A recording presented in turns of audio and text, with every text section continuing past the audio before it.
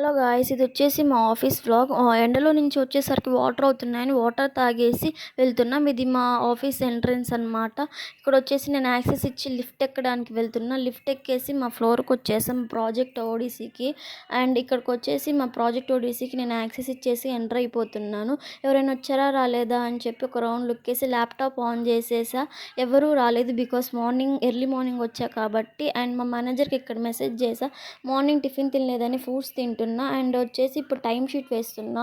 తర్వాత కాఫీ తాగి బయటకు చూసి ఎవరో రౌండ్ నుంచున్నారని చెప్పి ఒక రికార్డ్ చేసా. దాని తర్వాత ఇదంతా వేరే కంపెనీస్, విప్రో ఆ కంపెనీలు అనమాట.